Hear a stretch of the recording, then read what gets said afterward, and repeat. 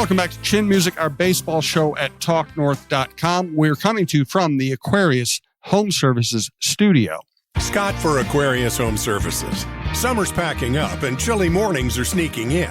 Don't face them with a cranky furnace, flickering lights, or a water heater that quits mid-shower.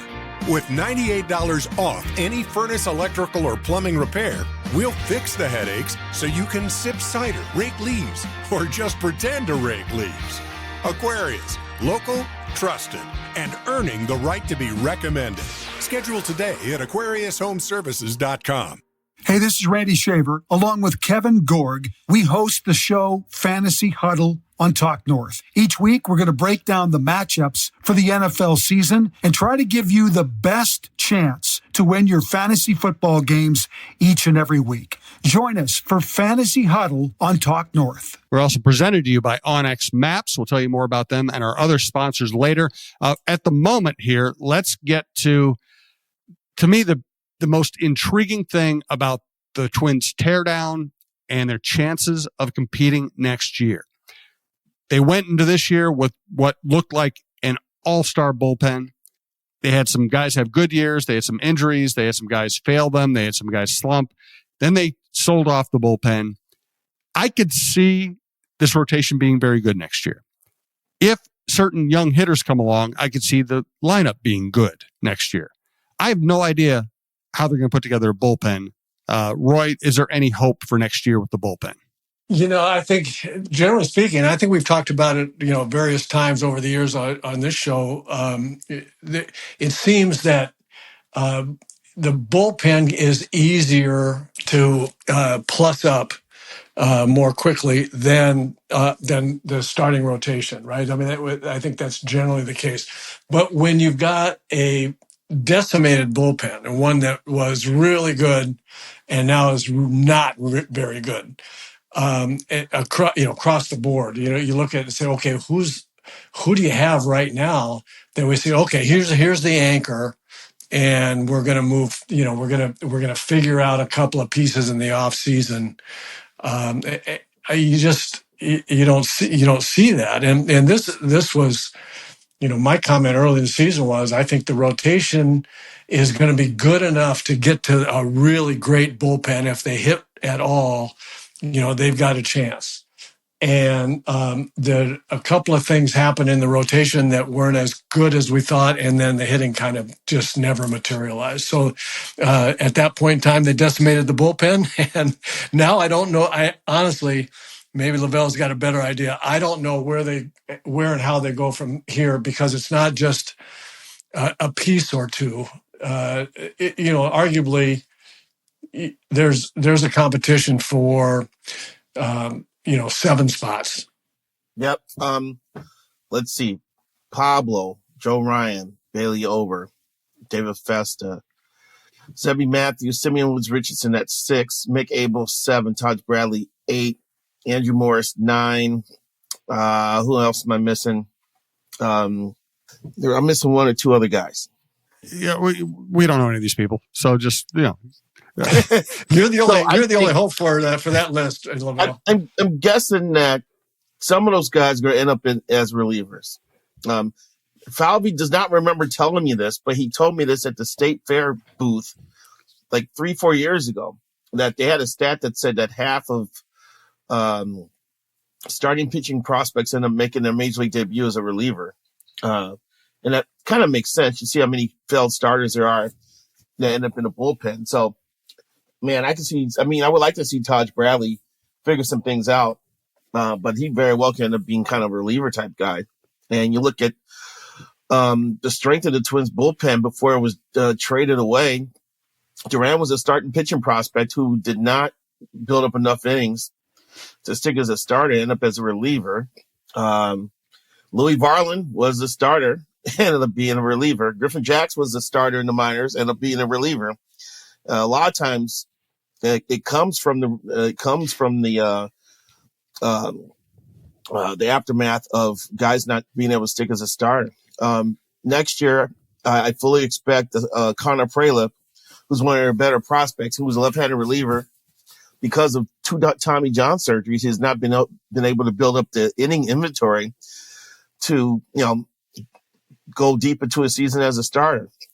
And a lot of people believe he's going to end up being a reliever. And I think he's going to be a hell of a reliever. I've seen him throw. The slider is real. I think he's a guy who not only could be in the bullpen, but could possibly be a closing candidate because he does throw 96, 97 miles an hour. So Fabi also says bullpens can be volatile from year to year. The bullpen can be great one year and be horrible the next year. The Twins kind of avoided that a little bit. I still think Griffin Jackson's a very good reliever. He had some weird numbers going on this year. And I also noticed he's got a 70 ERA since going to the Rays. Trying to figure that one out. So that might be maybe an example of one of those volatile years. So I think they can figure out a bullpen.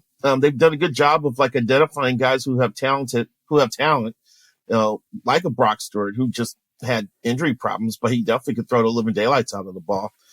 They've done okay finding a couple of those guys to fill in roles. I think they can. I do think you can't take it lightly, the challenge of putting together a bullpen, because the Los Angeles Dodgers have a $300 million payroll and a horrible bullpen, which is going to expose them in the postseason. So they haven't been able to figure it out, and they've got all the money in the world. So I would never take lightly the challenge of trying to build an effective bullpen. Yeah, that's well said. It's easy to say you're going to do it. It's another thing to actually put it together. I mean, this year they looked like they had one of the best bullpens in baseball, and a lot of guys had, certain guys had good years, and it still wasn't quite good as good as you would have expected, or good enough to elevate the team. That's going to be really interesting. And as far as the point of starters becoming relievers, Aguilera was a starter, became a reliever. Eddie Guardado and LaTroy Hawkins were top starting pitching prospects. They couldn't pitch as starters in the big leagues at all, and they ended up being all-star caliber, relievers. So yeah, it happens all the time. I'm surprised that the number is 50%. Actually, Falvey's number is 50%. I mean, this has been the case.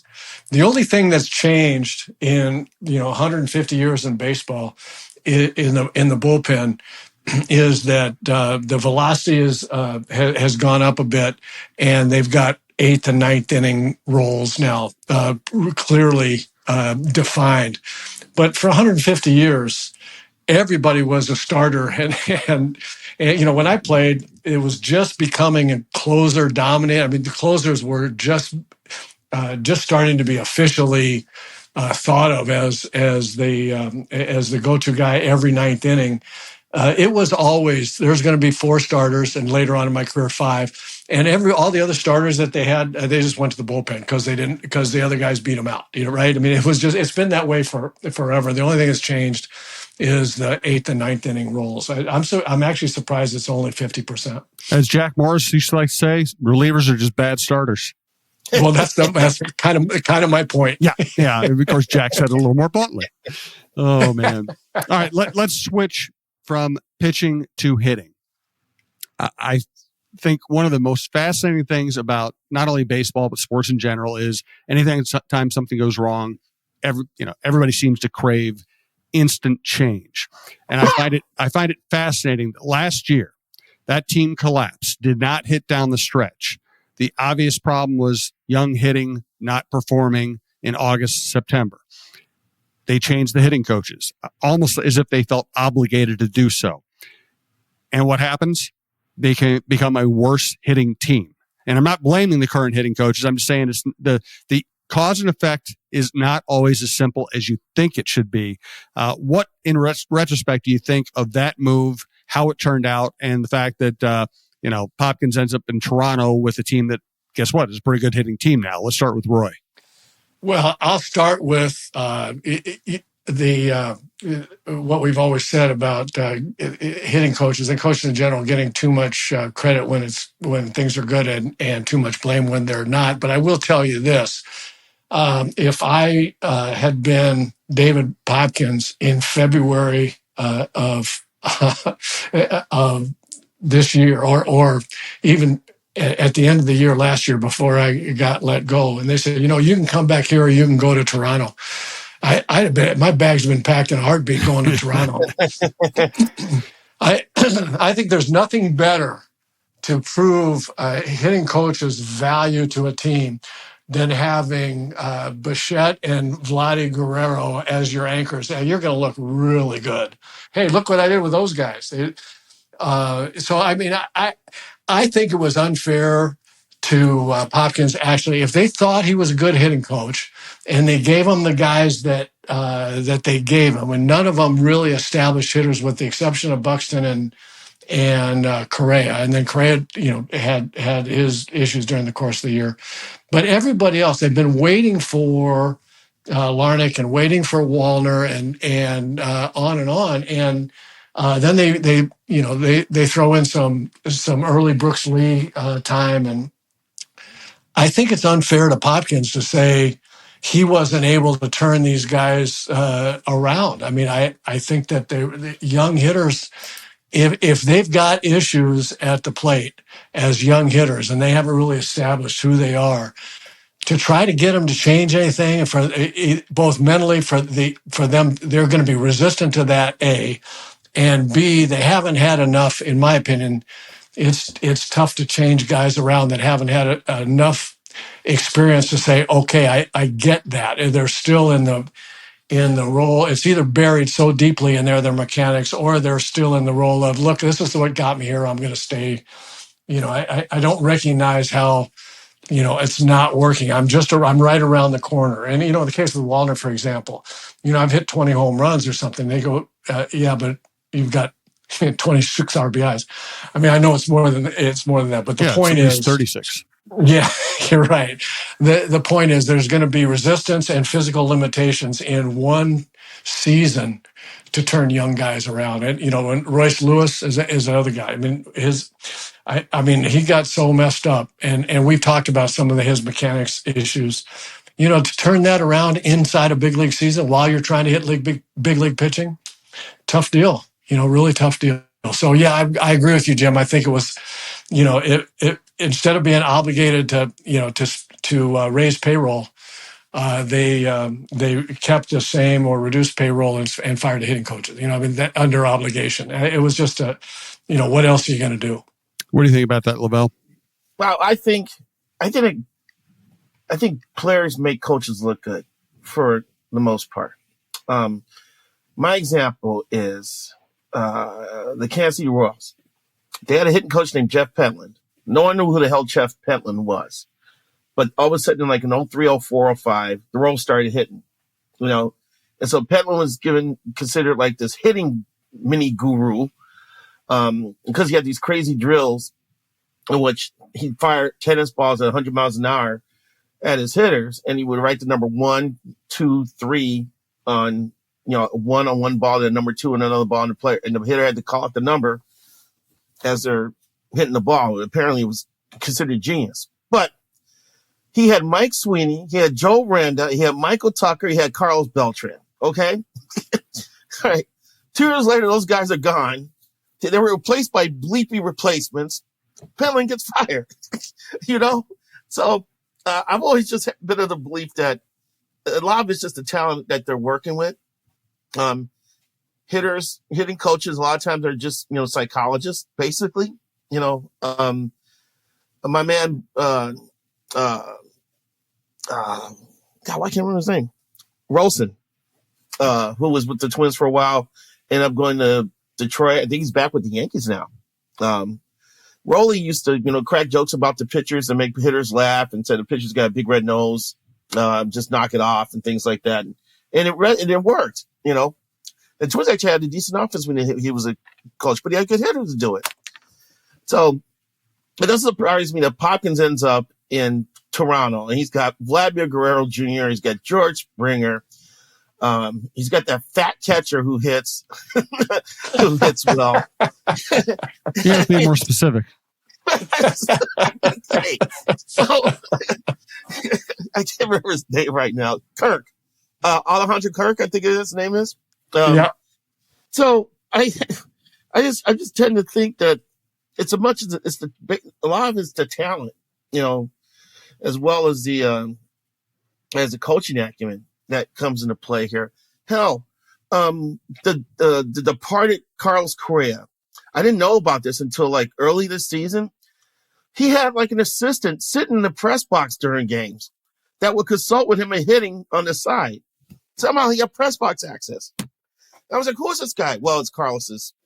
Well, Dan Gladden claimed it was his hitting coach. The Twins shaped it as, oh, well, it's his assistant, But I'm like, these guys have coaches on the side and then coaches in the clubhouse. I wonder if that's a cocktail that's not very tasty, So I just think it comes down to how good the player is. LaVelle, you make a couple of points almost obliquely, but I think they're really important. First of all, from a hitting coach's standpoint, from the psychology of it, I've always thought that there are certain things mechanically that you can work on with hitters, but what I have not seen a lot of, at least on the Twins, is what's my plan going to be in terms of looking for pitches? How's this pitcher going to try to get me out? And then, what am I going to do to counteract that? And what I mean by that is, yeah, I know you want to hit fastballs. Are you going to get one? Are you going to see one that is one you want to hit? In the middle of the zone, unless it's an absolute mistake. What are you going to get most often? In a particular at bat, are you going to see fastballs? So if you swing and miss one, you're going to get another one. Or are you going to probably going to see 4 sliders to every one fastball that you get? And yep. I think that's the most important thing for a hitting coach, in my view, is to give somebody a plan and say, this guy's going to try to get you out breaking balls. Sit on it till you get to 2 strikes. And if he throws you a fastball in the middle of the plate, it's a mistake. You can hit a curveball in the middle of the plate just as easily as you can hit a fastball. So have the odds and the percentages work in your favor. And then the offshoot to that is, and then by the way, when you get to 2 strikes, doing it this way, you got to have a 2-strike approach that gives you a chance, right? And I don't see a lot of that.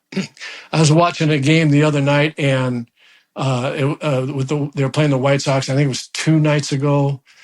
Or maybe 3, I don't remember. But Ryan Jeffers was up against their closer. How do you pronounce it? Leisure, and he's throwing 97, and he gets to a 2-strike count, and Jeffers took a fastball right down the middle. I mean, it was thigh high, center cut, Ryan Jeffers' wheelhouse. And he just took it. Obviously, he had a brain cramp. I mean, 2 strikes. He was looking for a slider, looking for something else, and he gave up a fastball down the middle and just watched it and walked back to the dugout. And that's not a 2-strike approach. Is not trying to figure out, okay, I'm going to guess right here, because if I don't guess right, I've either got a chance or I got no chance. It's the only options there, and so that's no plan. That is absolutely, no plan.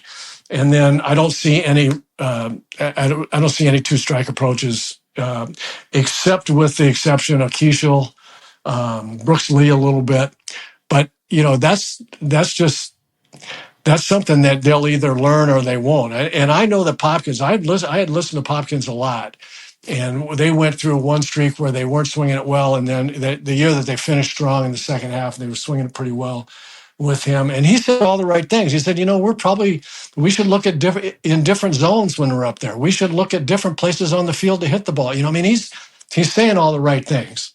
I'm not sure that the receptivity, was all that great. Okay, we got a break for a commercial here, but I want to get more. This is a really fascinating discussion. I have a couple more points I think we should get to here. We do want to tell you about Onyx Hunt. Have you ever driven past a piece of land and wondered who owns that, or maybe you need to know exactly where a property line runs? That's where Onyx Hunt comes in, and it's not just for hunters. There are folks using Onyx for their jobs every day throughout the country, from farmers and ranchers mapping out their fields, wildland firefighters navigating rough terrain, to construction workers needing to know who owns what property. This app offers something for everyone. If you need the best land ownership maps, aerial imagery, and property boundaries in your pocket, Onyx Hunt is the tool for the job. Try it free for 7 days. Download Onyx Hunt in the app or Google Play Store, or visit onyxmaps.com/hunt to get started. Here's Talk North star Michael Russo for Clamshell Beach Resorts.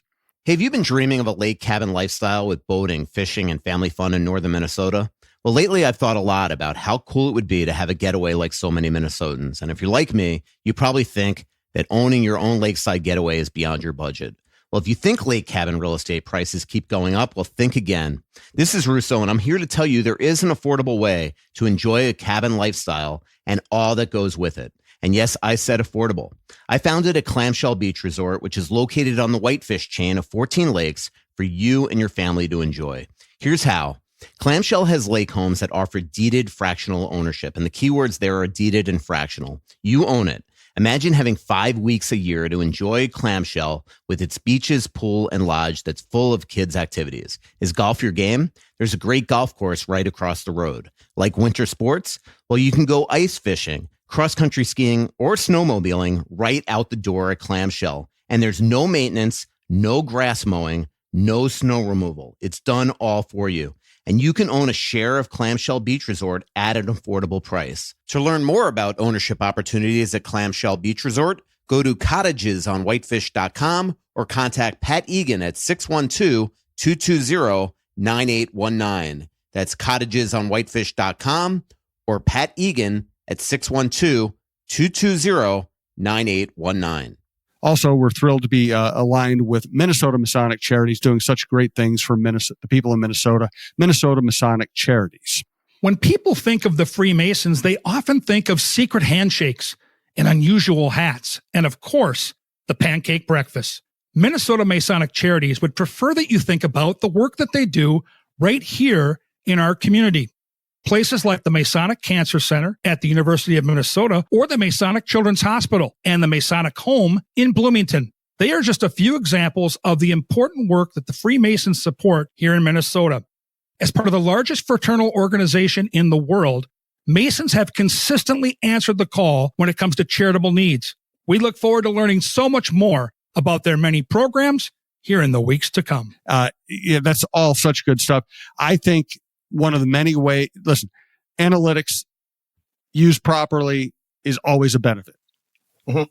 But I think one of the thoughts that we've seen given rise to in recent decades has been, well, power is so important. Drawing walks is so important that instead of shortening up with 2 strikes, trying to punch the ball to the outfield, trying to just get on base, trying to put it in play, that, there came the idea, well, really, over time, won't it be better if you take your normal swing with 2 strikes, try to hit home runs, or try to take pitches and draw walks? And what we've seen is, theoretically, that might be true. In reality, what you see is at bats like Jeffers that Roy's citing, which is you take a very hittable pitch right down the middle because it wasn't exactly what you were keyholing. I think that's been a terrible development in baseball and for major league hitters. Well, I agree. Obviously, I mean that would be my whole thought about it is have a 2-strike approach where you're going to be able to put the majority of pitches in play, realizing that in the big leagues you're not going to be able to hit everything, every possible tough pitch. So you eliminate one so you can hit six or seven, pitches in various locations. And if you get that one, then if you get the 97-mile-an-hour fastball in under your hands on the corner and it beats you, well, that's the price that you pay to be able to hit 6 or 7 other ones, because the opposite. The other alternative doesn't work. Trying to make sure you can hit the one so that 6 or 7 of them get you out. That doesn't make any sense to me. And the other thing about analytics too, I think your point's a good one, is, you can see what a guy's tendency is with 2 strikes, what a guy tends to throw with 2 strikes. But the questions there then become how much you've given up if you just trust that. In what count? Is that every count? Is that one with 1 ball and 2 strikes, 2 balls and 2 strikes, 3 and 2? They're all the same. I just don't buy that. I think and is it the same to every hitter? I mean, poor Luke Keisha I'm sorry I'm rambling about this. Poor Luke Keisha. I let out an oath. My wife came running down. She goes, "What's the matter?" And I said, "Oh, this kid I really like just got absolutely devastated at the plate. And it's not fair." Leisure, whatever the guy's name is, throwing 97. He strikes out Jeffers with that fastball down the middle. Now Keishel comes up and just battles him. He throws him a fastball, strike one, he fouled it back. Then he throws him a slider, hanging slider. Keishel was all over it, just fouled it back. I mean, just a great swing. So he's got 2 strikes. He's battling back. 3 more straight 97-mile-an-hour fastball. So it goes to 3 until he's thrown in 4 out of 5 fastballs in the 97-mile-an-hour variety. And so, I mean, you got to think he's going to throw you a face. He just kept, after the hanging breaking ball that Keishel had a great rip on, he goes, nope, no more of that. Here's 4 more. I think he threw him 3 balls and a foul off. And Keishel's just battling. So a 97-mile-an-hour fastball has to keep coming, right? He dropped a slider on the knees on the outside corner. Keishel goes, oh man. I mean, there's nothing he could do about that. I mean, there's no way. The pitcher there was willing to walk Keishel. He knew he wasn't good. He had to make a perfect pitch because Keishel was all over breaking ball strike. He knew he was willing to walk him, get to the next guy just so he didn't throw him another fastball. How are you going to know about that stuff? You got to have a 2-strike approach. Yeah. And I will make one last point about this topic. We'll keep talking about this, but for today, I'll make the last point. When Paul Molitor gets fired as a hitting coach, when Rod Carew gets fired as a hitting coach, you know that it's a weird position. If 2 of the smartest hitters in baseball history were deemed to be not good enough, then it's just a weird position, and it's often a scapegoat position. All right, let's move on to something else. Speaking of hitting, we're going to do one more note here on baseball, then we're going to get to our Booze and Blues segment. If you look at Royce Lewis's splits, it's very interesting. If you go to Baseball Reference and just look up his splits over time, I'm going to ballpark it here. Over the last calendar year, his OPS is about 620. Incompetent, just painfully bad, right? Over the last month, it's like 690, which is not good, especially not good for someone who's supposed to be an offensive player and somebody who's supposed to be a power hitter. Over the last 2 weeks, it's like 700. And I might even be getting some of these numbers wrong because I don't have it in front. Actually, I take it back. I think I do have it right here. Okay, here what it is. Last 365 days, OPS 627. Last 28 days, OPS 731. Last 14 days, OPS 901. Last 7 days, OPS 1187. Obvious positive trend. Are you buying it? Is it real, Roy? I don't know yet. Yeah. I really don't know. He's going to have to play next season and prove it, prove all of it, prove who he is. By next year, he will start getting enough at bats that I think we can say, do you have either of you guys have how many at bats he's had in the big leagues to this point? I'm not looking at that, but I can look that up very quickly. Yeah. I mean, at some point next year, I think he's probably going to start getting close enough to say, all right, he should know what kind of hitter he is by now, and he should start becoming the hitter he's going to be for the rest of his career. I think it's too early. It's been too volatile, and another year is going to even it out a little bit, so we can have an idea. At bats, 836 big league at bats. Overall, OPS 778, which is not superstar, which is what you're hoping for with Royce Lewis, but pretty good. Right. So, it has been he's gotten to 778 OPS in a remarkable fashion, sometimes looking like one of the best players in the game, sometimes looking like he has no idea what he's doing. Yeah, he's got 200 at bats. He's got 200 at bats to get over 1,000, and then we'll start having an idea. I remember Tom Kelly and Terry Crowley back in the day telling me they thought he really didn't know exactly what he had till maybe 1,500 at bats. At least 1,000, but probably more like 1,500. So there's just so much mystery in this game. Yep. And Larnach, I think Trevor Larnach's at 1,600 for his career. And so I think you are what you are once you get to that number. But yeah, you can parse these Royce Lewis stats a lot of different ways. First half, he had a 583 OPS in 42 games. Second half, 41 games, he's got a 786 OPS. I think just from watching him lately, I think there's a better chance of him doing damage right now than it was at the beginning of the year. So I think there's been some progress there. Yeah. With him. So, and he's in a position where he can finish the year strong and go into the offseason with some momentum. That's what I'm thinking. That's what Twins fans should be hoping for. Next week, let's talk more about Zebby. Let's talk more about Keishel. Let's talk about who's in St. Paul might come up. For today, let's switch to our Booze and Blues segment. Some interesting acts coming to town. Let's start there. Doobie Brothers. Doobie Brothers are really fascinating. You know, they had this incredible career, and they were never considered to be like incredible musicians. They just kind of these cool guys who hung out and put together all these hits. They kind of knew how to make hits in that era. And they were excellent musicians, great band, but they never wowed you in any particular way. They just made good music. Then they added Michael McDonald, and they became the greatest yacht rock band of all time. You know, but they're fascinating. And then the Black Keys are coming to town. I love the Black Keys. And I love, you know, if you ever study up on the guitarist in the band, basically he was this guy who just would go to the local guitar shop, and he befriended the owners, and he would just take all these crappy old guitars and take them home and make them sound like just, you know, monsters. And he would he'd make Frankensteins. And he's still, you know, he's not a guy who just goes up there and plays a Gibson or a Fender. He goes and finds an old Harmony and puts different pickups in it and messes around with his 85 pedals and gets these crazy sounds out of it. I love that band. I don't know if you guys are fans of either. Let's start with LaVelle. Oh yeah, I've always been a big Doobie Brothers fan. I was fortunate, you know, growing up on the South Side of Chicago, listening to R&B all the time, you know, but my parents did listen to different music. You know, my dad liked jazz. Going through his album collection, I'd see Maynard Ferguson, I see Charles Erland, then I see Herbie Hancock, Nina Simone, and then Bob James, as we've mentioned before on the show. And my mother, you know, she liked all kinds of music, and the Doobie Brothers were like some of the first, you know, non-R&B music that I heard on our record player. The big console record player. We had to lift the top and get the albums and put it down.